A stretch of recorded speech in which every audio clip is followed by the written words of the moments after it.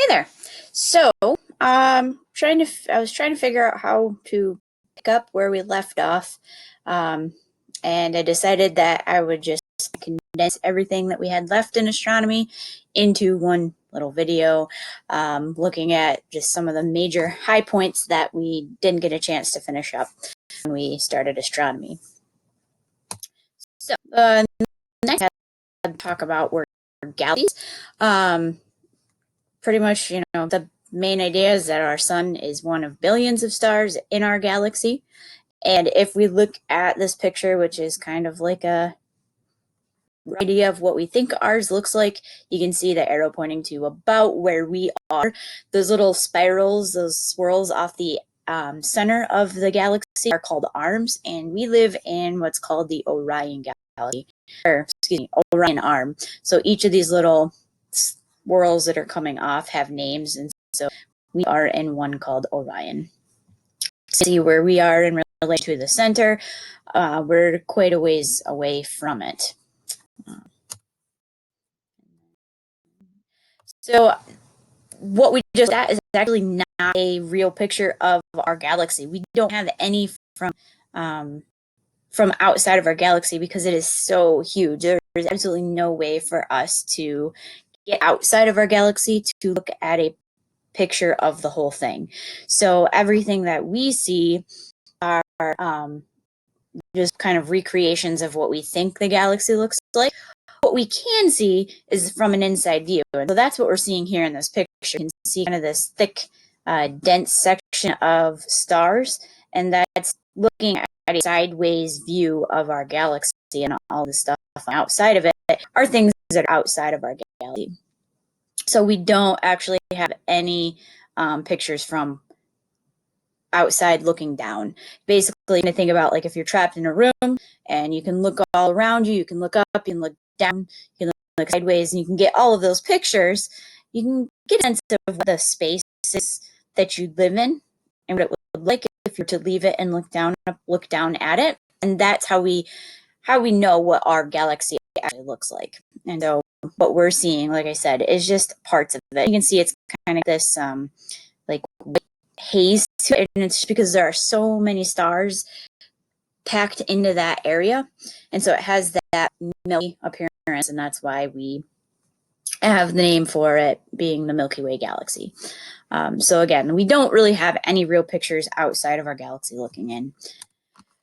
And again, here's just another image of that. You can see just that whole area is all stars. So we're just looking at a side view of it, basically. It's not always easy to see. For me, I've always seemed to have better luck seeing it in summertime. I don't know if it has to do with like our position in our orbit and where we're facing, but summertime seems to be a better time to view that. Look at that galaxy. Over here. So the Milky Way is one of billions of galaxies in the universe, and there are all different kinds of galaxies, different shapes. Ours is considered a spiral galaxy. The Milky Way is a spiral galaxy. But we have ones that are called barred galaxies or barred spiral. So like this would be like a spiral. This is an example of a barred spiral. So kind of like this like bar shape with little arms coming off of it. And those are just densely packed stars swirling around the center point of the galaxy. And so that's galaxies. So we are in our Milky Way galaxy, which is one of billions of other galaxies. There are billions of galaxies within the universe. So now, looking beyond that, looking at the universe as a whole, trying to figure out what is going on. Basically, what scientists and astronomers started doing was looking at the galaxies themselves, and they started noticing patterns and some things that gave them clues as to what is actually happening with our universe. And then they found something called the Doppler effect or Doppler shift. And this is you guys have all experienced before. Anytime an ambulance or something with a siren goes by, has that really high pitched sound when it's close close to, and then kind of trails off and sounds quieter and more of a low pitch as it moves away. And that is because the waves, the sound waves of the siren are changing as it moves away from you or towards you. And here's a little example of two observers, and you've got the siren on the ambulance. As the ambulance moves towards the observer, those waves from the siren get squished together. So they become short, that here, we call it a higher frequency. If you are in a position where the object is moving away or the siren is moving away, those wavelengths get stretched out, I think like a slinky. And so as that slinky is pulled apart, those spirals are getting farther and farther apart. And that's basically what's happening with the sound waves as the object is moving away from you. And what they discovered is this also happens with light. And before we were out of school, we had talked about stars, and we looked at the fact that they all have those rainbow colors with the dark lines, the spectrum that show up, and it creates like a fingerprint on the spectrum of colors. And so that fingerprint, they started noticing, actually shifts depending on what direction an object is moving. And well, this is shy. See, it works with up a website. All right. So, person, we've got spacecraft, and we'll put in their person in the thing waves. And so it could be a star or a galaxy. As the object sits there, it's stationary. You can change it. We move object. See how they're kind of getting closer together. Right now, the observer isn't seeing that. And then now we can see that the observer is also seeing those wavelengths get closer together. It happens not only with sound, but also light. So light waves start to change. Now, it was over here, those waves are out. So these would be wavelengths. This is something that started stars and galaxies in space. The pattern was that almost the galaxies shows stretched out long in which is telling that, and so that is general idea of where the Doppler effect is.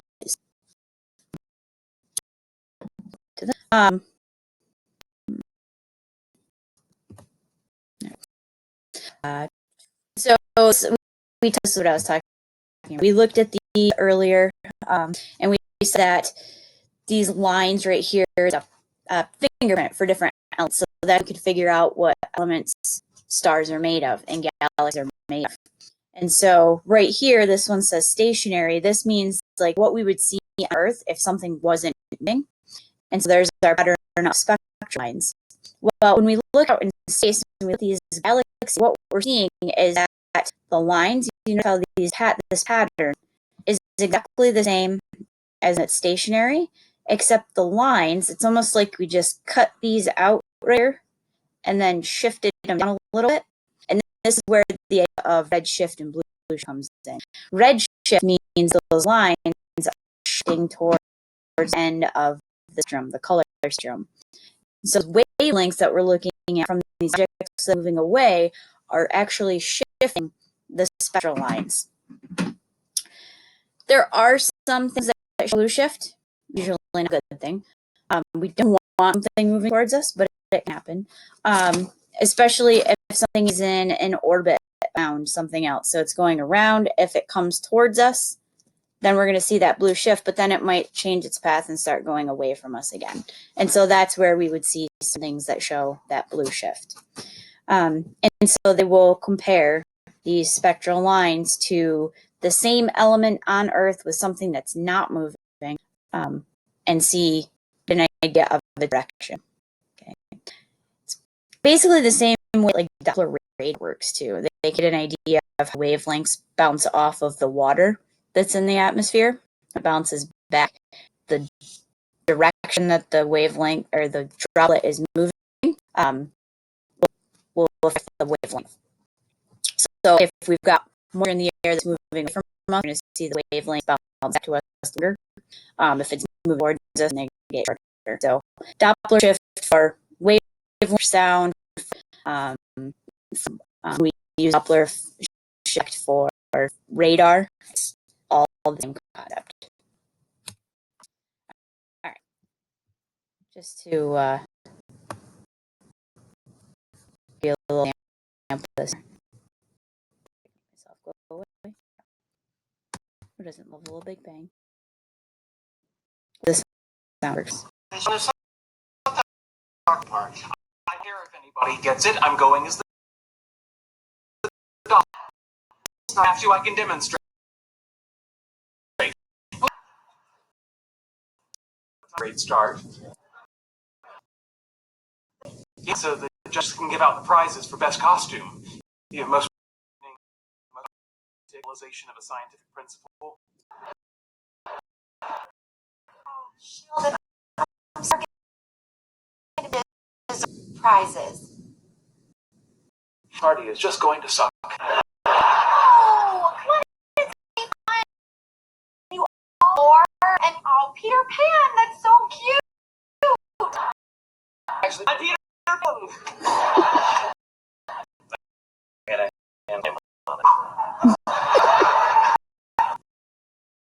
Nice. I hate what Sheldon speaks. Oh, effect. Yes, it's the apparent change wave caused by relative between the source.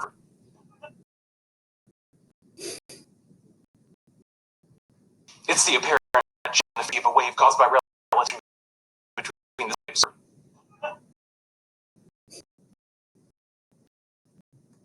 It's the apparent change in frequency caused by motion between the observer.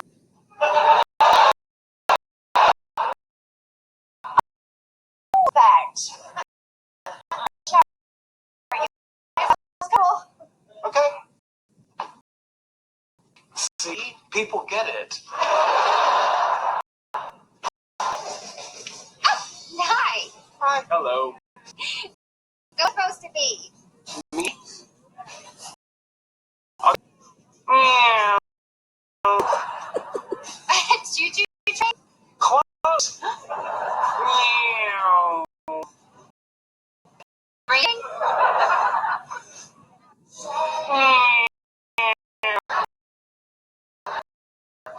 I'm the Doppler effect. That ability is very insensitive. Oh, zebra. You're 1-7 dwarves. Yes, well, I'm the Doppler effect. It's the apparent change in the frequency caused by relative motion of the wave observer.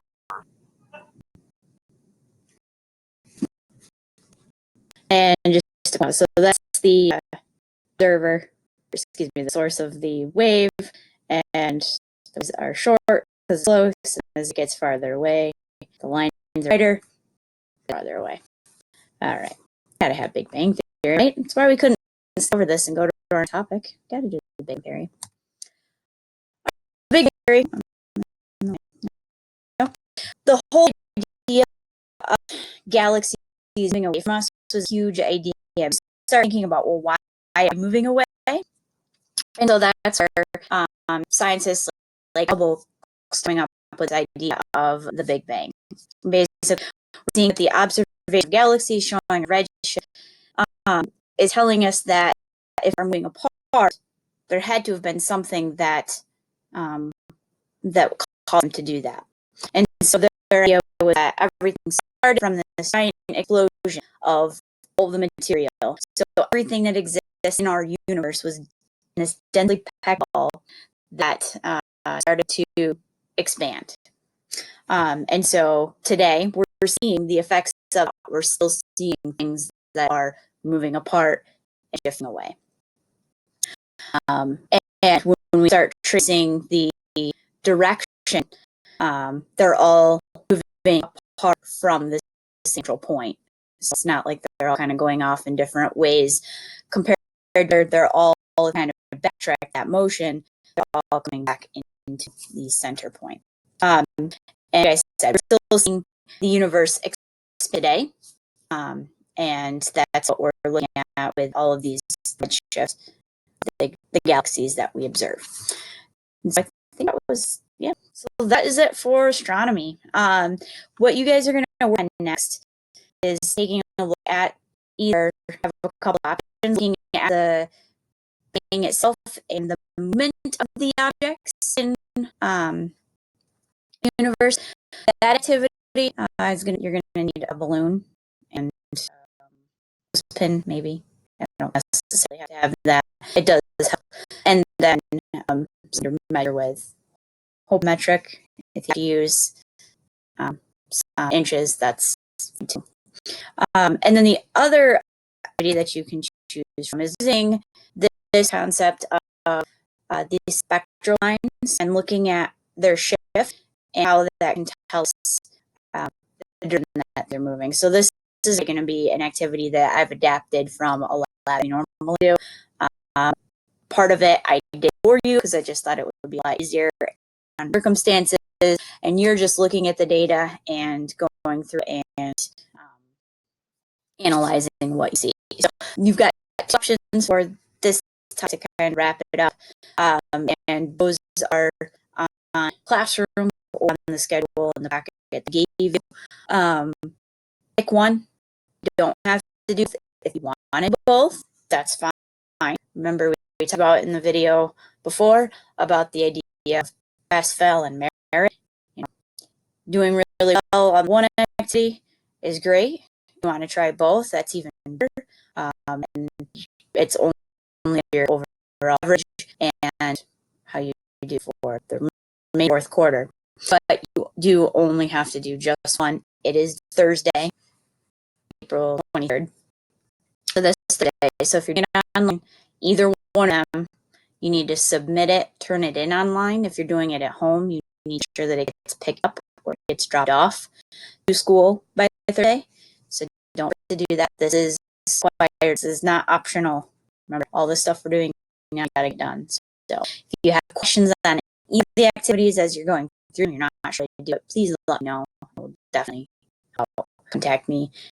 Is an image before their email or with that Google text that I gave you guys. Okay. And again, let me know if you have questions and good luck.